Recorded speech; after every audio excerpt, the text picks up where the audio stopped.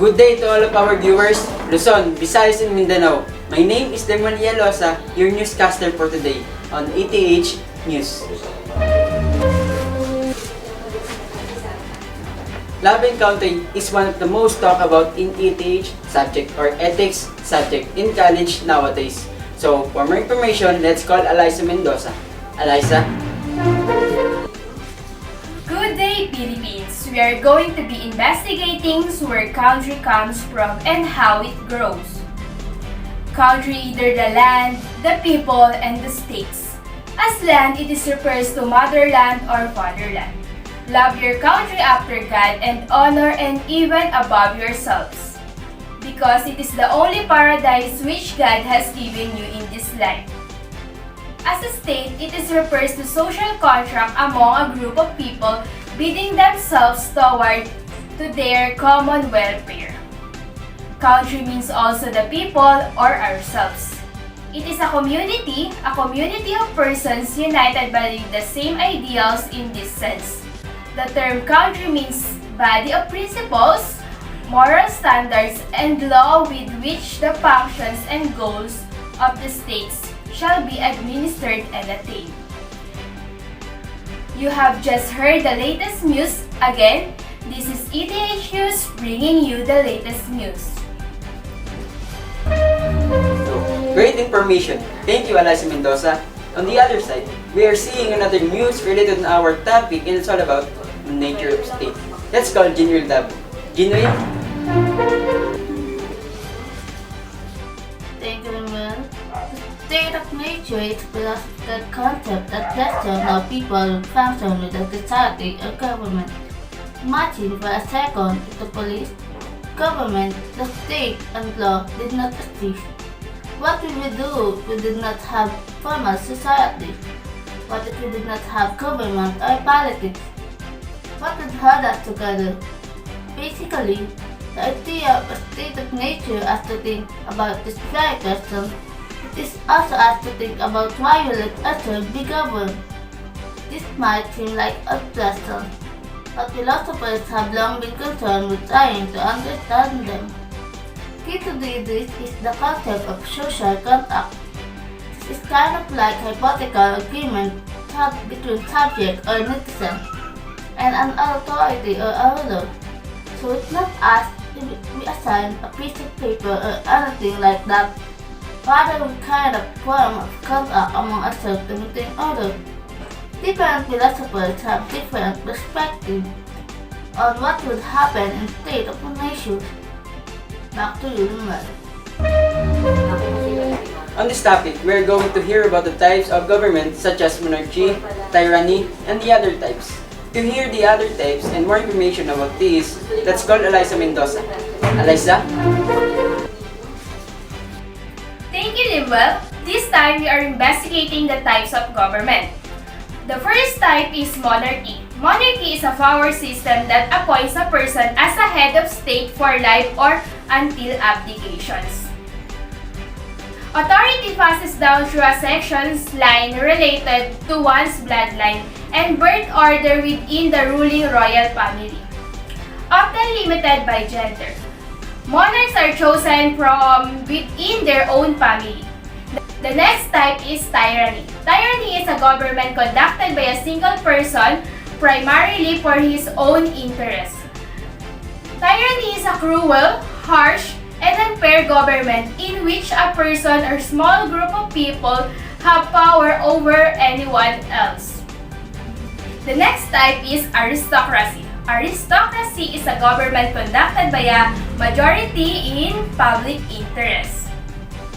Members of the aristocracy are usually chosen based on their educations, upbringing, and generic or family history. Next type is oligarchy. Oligarchy is a government conducted by a minority primarily for his own interests. It is a power construct made up of few elite individuals, family, or corporations. The next type is polity. Polity is a government conducted by a majority of people for the public interest. The last type is democracy. Democracy is a government in which of the people have the authority to deliberate and decide legislations of the chosen governing officials to do so. You have just heard the latest news. Back to you, Lemuel. Thanks, Allysah. One of the most talked about on how we identify each country is on their nationalism. This news was focused by Balmeo. Kyle? Nationalism from the that refers to a doctrine of nation. Looks like we are seeing technical problem inside of Mr. Balmeo. While solving the technical problem, let's move on to Jeanryl Dabu that give us more information about the democracy and communism. Jeanryl? Thank you, Lemuel. We are going to give you more information about democracy and communism. The word democracy comes from the Greek word demos, meaning people, and kratos, meaning power. So democracy can be thought as the power of the people. A way of governing which depends on the will of the people. There are so many different models of democratic government around the world that it is sometimes easier to understand democracy in terms of what it definitely is not. Democracy then is not autocracy or dictatorship, where one person rules, and it is not oligarchy, where a small segment of society rules. Properly understood, democracy should not even be the rules of the majority. That means that minorities' interests are ignored completely. A democracy, at least entirely, is government on behalf of all the people according to the will. Communism stands for a social economic system whereby the entire community in a state of own control. All means of production, the share of each individual greatly depends on their abilities as well as their needs. That is, every individual contributes according to his ability. The state allocates resources or distributes wealth according to their needs. Like the socialist economy, communism is a classless economy where every individual is equal. This is basically has to do with the communal ownership of the property rather than individual ownership. While communism is an economic system, it is also a political system or a system of government. Back to you, Lemuel. Great! Thank you, Jeanryl Dabu. On this loving Monday, we are here about the duties of citizen. What does it mean? So this news was focused by Rommel Tyson. Let's call him. Rommel? For more information about duties of a citizen, number 1, shall be the duty of the citizen to be loyal to the Republic and to the honor of the Philippine flag, to defend the state and contribute to its development and welfare, to uphold the Constitution and to obey the law, and to cooperate with the duly constituted authorities in the attainment and preservation of a just orderly society. Number 2. The right of the individual imposed upon him the correlative duties to exercise them responsibly, and with the due regard for the rights of others. Number 3. It shall be the duty of every citizen to engage in gainful work to assure himself and his family a life worthy of a human dignity. Number 4. It shall be the obligation of every citizen qualified to vote to register and cast his vote. And that's all about duties of a citizen. Back to you, Lemuel. Looks like the problem was solved on one of our newscasters. Let's call Kyle Balmeo for more information about nationalism. Kyle?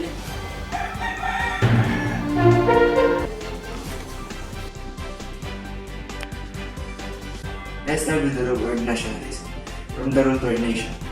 Nation is a term that refers to a doctrine or political movement that holds a nations as a right, usually defined by ethnicity or culture, to form an independent or autonomous political community based on a common history and common destinations. It's also a political ideology and a sentiment or emotion that binds a person to other people who have similarities, his or her language, culture and customs, traditions. Although it can be initiate democratic political changes, economic reform, it often results excessiveness, alliance to the state, to the tend to believe another nation. And thus, this can be obstacle to the world peace and cooperation or solidarity that all in data's information about the national. Back to you, Lemuel. Before we go, we have new incoming news that was passed on us related on our ETH news, and it's passed earlier before our ETH news was begun.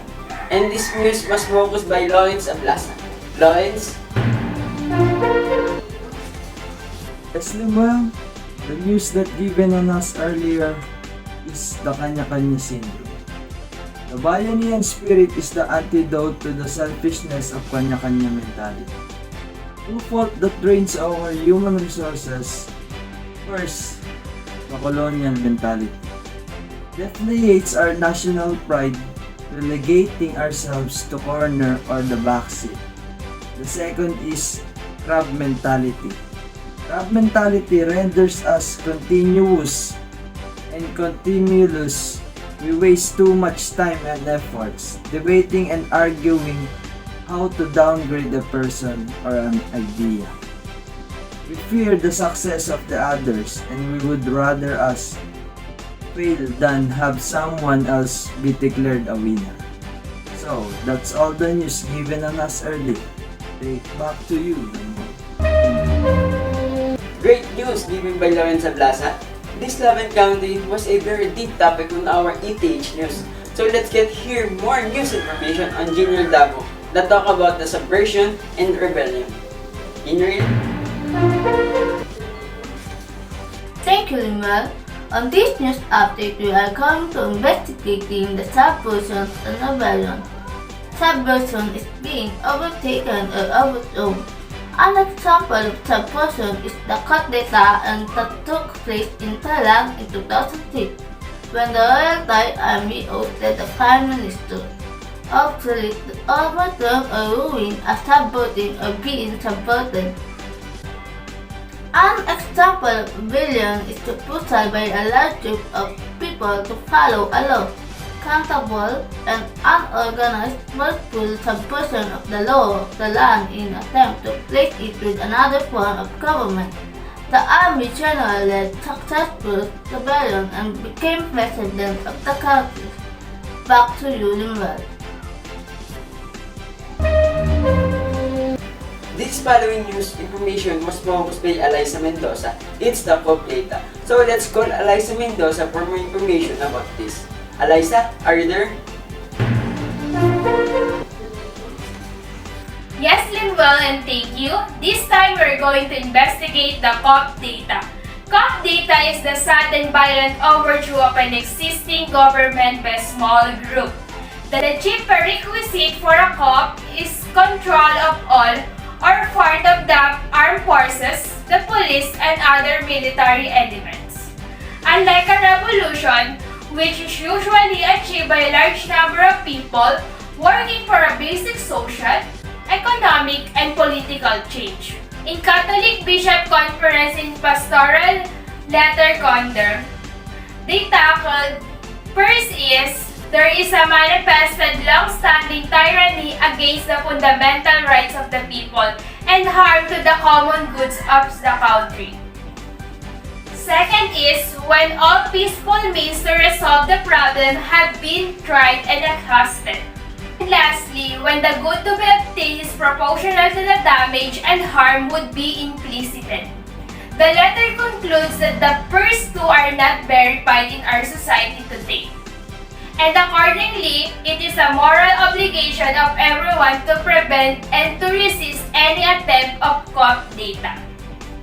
Again, you have just heard the latest news about COP data. Back to you, Lemuel. Before we end this ETH news, there was a news that was given to us earlier in the studio. Let's talk about it before our time ends and the next show begins. This news was focused on internationalism and nationalism. Jacques Leclerc spoke according on this topic. He said that international integration is the human-based unity. Not in the sense that all men should share the same nature, but in the sense that all men have impact on each other around the world. To the contrary, if they impact each other, they should coordinate their efforts, or else infighting will result, as it frequently does. Same thing as on Renato Constantine, he spoke as well on this topic and he said that internationalism is a sense of affinity with the world's people rather than their rulers or governments. Nationalism is a seed of internationalism, which is true, because we don't have internationalism without nationalism. So thanks for all. Our main goal here is to provide you more news information about love and country. We hope that you learned something today. Again, I'm Lemuel Alosa and other members of my team. We are your newscaster for today. Again, this is the ETH News. Stay safe everyone and God bless.